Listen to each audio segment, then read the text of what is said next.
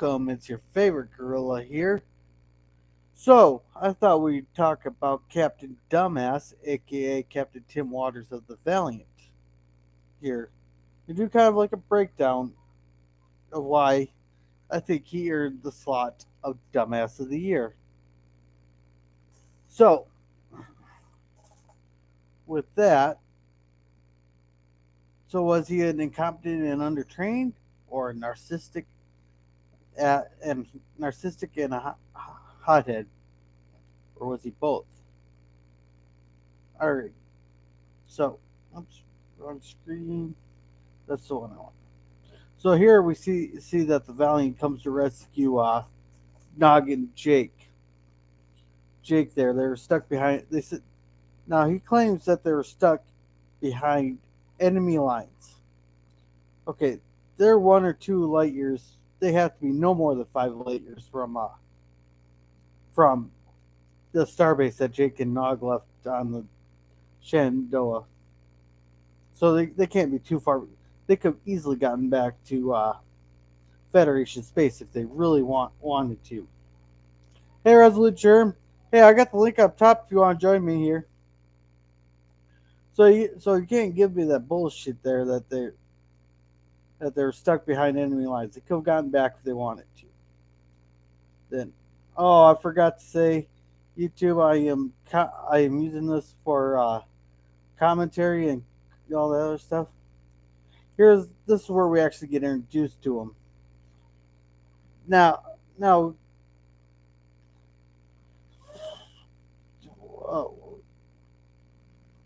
okay, that's okay. Okay, here's where we get introduced to him and him, and they're trying to tell him that they got a problem with something relays are blown out, and all of a sudden Nog pipes in and goes, "Well, have you tried this?" It's actually kind of a good moment. He goes, "Well, what does this have to do with that part? The pulse digits?" Then Nog just says they share them. Okay, good. So he's letting them try it out, But I will question a couple people there. And here's another question: why the did hell wasn't anybody escorting Nog or Jake to Ferenginar?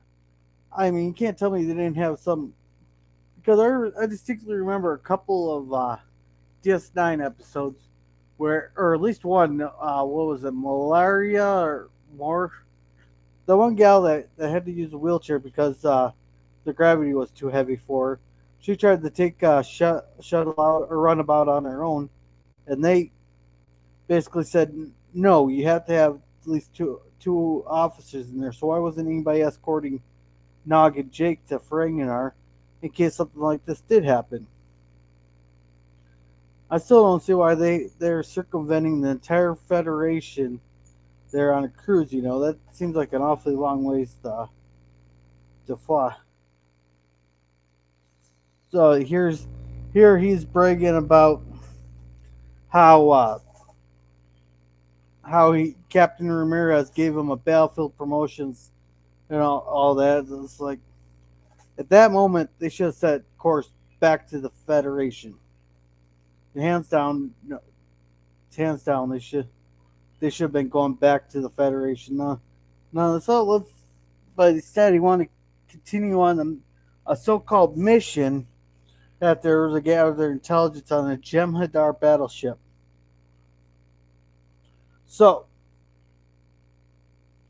which, if they had trained officers, that or trained crew, all fine and dandy. But they're not trained. They're just cadets. They don't know shit. They may act like they know shit. Yeah, I know, but still, why would you circumvent? I could see maybe going and jump into a few of the planets and all that, but not circumventing the entire Federation, way out to the boondocks and back. Because they knew that this war was coming. They've been building up for it for over a year. Hell, they they entirely redesigned DS9 specifically for the war. All right, and then go back. Then he yep, keeps talking, keeps talking. This is where, and he barely even knows Nog, but Nog keeps telling him, goes, oh well, we could do this and this. And I can see him accepting Nog into Red Squad, but why make him the chief engineer? Not only will that piss off your crew, how do you know that you can trust that he knows exactly what the hell he's doing? He's not even an ensign. So anyhow, yeah, blah blah blah. Now, I was saying exactly about Tim Waters, but it's a good point where Cisco and uh, Ensign, what's her face? I can't remember her name. Are talking about home and all that, which, it's good to remember what you're out there fighting for. To me, it was a substitute for their last year. Yeah, I suppose. And I thought it'd take more than a year to circumnavigate the Federation because it is over 8,000 light years wide. What the hell is this? Okay. So anyhow, it's a good, remind them what they're fighting for. But nope, oh, can't play it. I don't want. So blah blah blah. They keep talking. Okay, in this scene here, he's coming in to get more cortisone stimulants.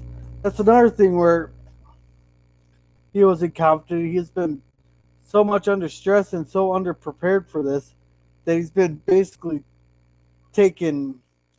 I don't even know what would uh, the equivalent to cortisone would it be like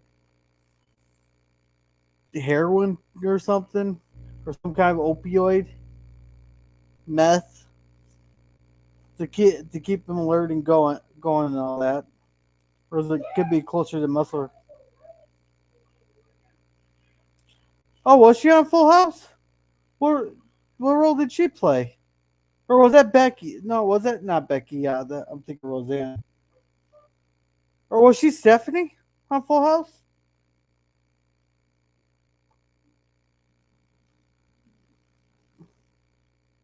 All right, now to keep going. Yeah, and this is where he. Oh, that's a perfect shot of her. But this is where he's a dick and tells her to toughen up. She can't be think of home and all that. That when really he should be more comforting her instead of being a dick like this.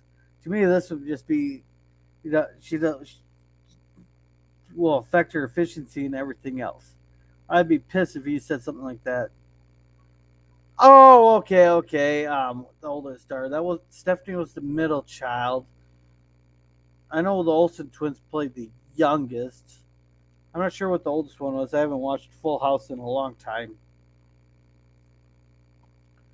So, anyhow, we keep going.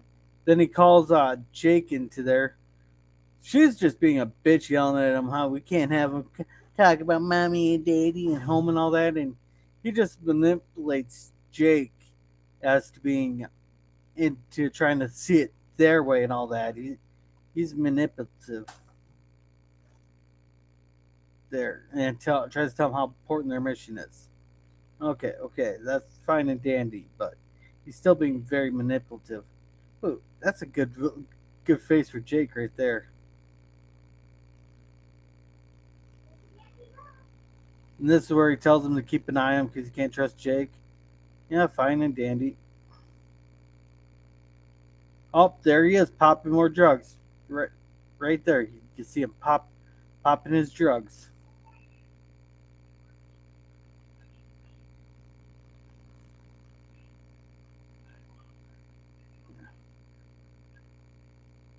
Nog and Jake talking. Yeah. See. Oh, right here is where they go red alert there. Okay. I can't remember exactly what. All right, okay. Here's the part that really got to me. He told them that they found their weakness. They got their mission done, but so instead of collecting data, to send back to the Federation to confirm it and come up with a battle plan, they go, "Well, we got to destroy this battleship." First of all, you're one ship. What the fuck are you gonna do with the ship that's outclassed you 6 times over there?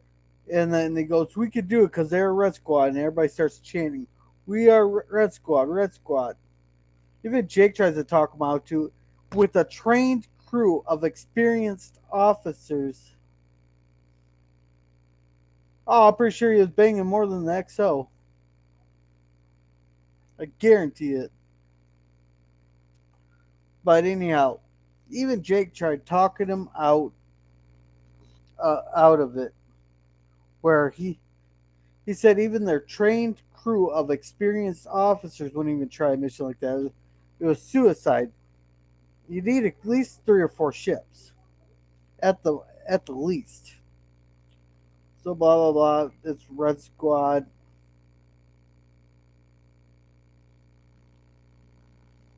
Here's where they're talking. And he just throws Jake in the brig because Jake disagrees with them. And he's trying to have the discussion with Nog, telling them they shouldn't be doing this mission. Which I don't blame Jake. It's a suicide mission. And he just throws Jake in the brig. So they go up, go up. They have to get. They're all preparing for their mission. You know, blah blah blah. He gives them the order. They have to get within 300 feet. So they have to get it within like 300 meters of the ship. So he just orders them to go on there. Blah blah blah. They try to target it. And you can see they're taking heavy fire. Boom! They got their explosion that they want. Then he just freezes. Instead of telling them to get the fuck out of there, he just freezes. And this gets the entire crew killed. 30, all, well, it'd be 34 of them. They're all scared. They abandoned ship. Boom! There's a beautiful picture of the Valiant exploding. I will say, it's a beautiful pic. You can see the escape. None of these escape pods are making it out. Oh, look, here's Daddy to the rescue. They're even questioning whether there's on. But then here they're the only 3 that made it. Now I'm gonna stop sharing for a second because I want to see if this is the spot I wanted to play.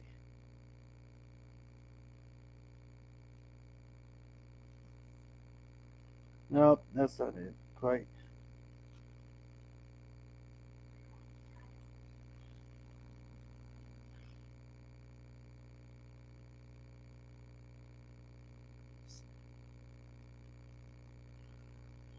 All right, here's the part I want to play. I'll probably get a. They'll probably want to do content thing, but blah blah blah.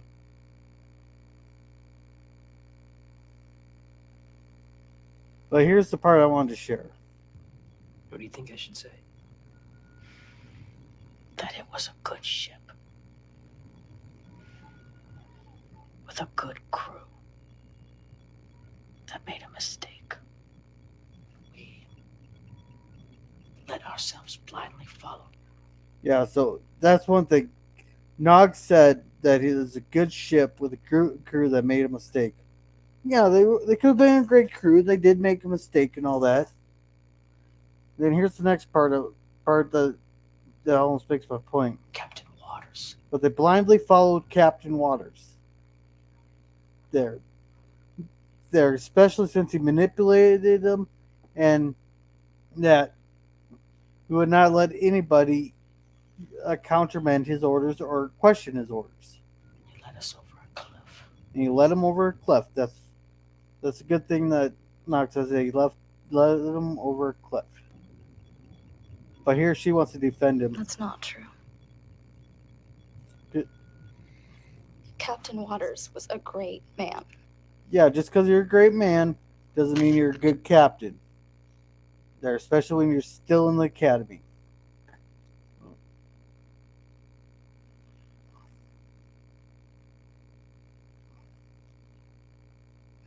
Hmm. Dorian, That's her he name, got Dorian. everyone killed. Yeah, he got everyone. That's another thing. Jake points out he got his entire crew killed on a suicide mission. I'm sorry I have to keep pausing this, but CBS is a bunch of dicks on this. If he failed, it's because we failed him. That's another point I want to make. That whereas Manito came, they're blaming she's blaming herself because she thinks they failed the captain. No, he failed them. Put that in your story too. Let people read it and decide for themselves. That's a good point. Knox has let people decide for themselves whether he was a good captain or a bad captain.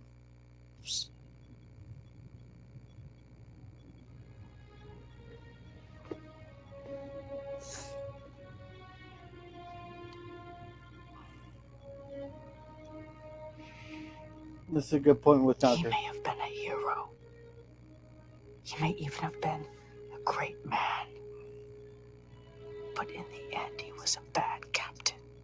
See, that's exactly Nog is right on point there, especially in comforting her. He praises him, says he's a hero, says he's a great man, but he was a bad captain. I've hated to have him as my commanding officer.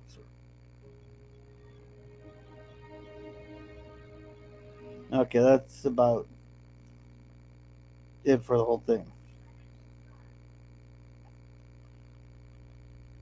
So,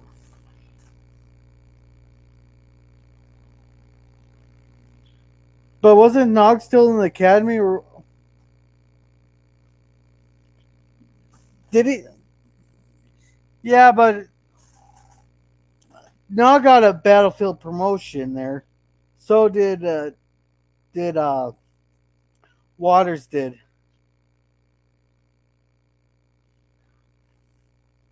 Yeah, but they all got battlefield promotions too. So te- technically, Tim Waters did outrank him because he got a battlefield promotion. So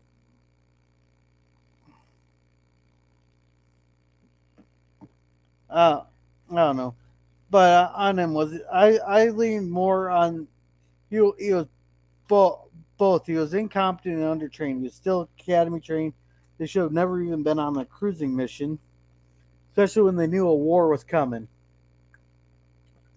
But also, he was narcissistic. He thought just because they're Red Squad, they could do or they want.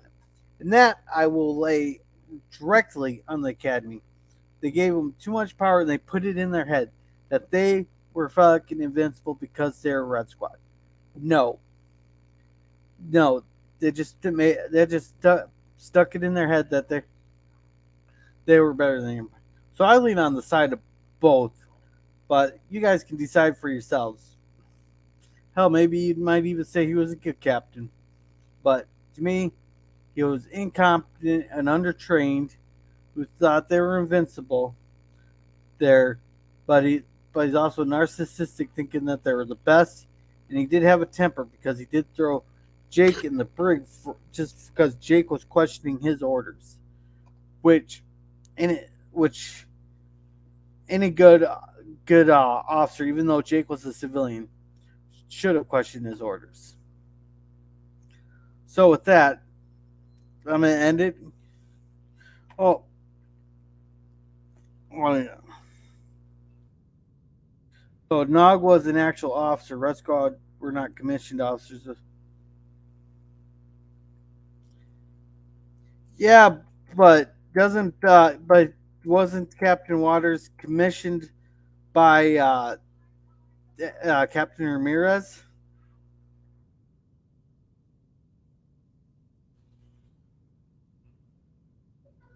Because I think because he got a battlefield promotion from an actual commissioned officer to captain of the Valiant. And now got a battlefield commission because they needed to fast track the cadets there just so they could have fresh cannon fodder on the field there. So I still think Captain Waters outranked him because he did get a battlefield promotion. He just skipped everything else. But make sure to check out Resolute Germ on the 27th. I believe Saturday morning cartoons are coming back with all fresh new ones. So make sure to check that out. And we also got Lex and Farscape on Tuesdays. And my next stream will be Babylon 5 tomorrow. And then on Sunday, we are watching Teenage Mutant Ninja Turtles. So I'm going to end it there with that. You guys have a good night.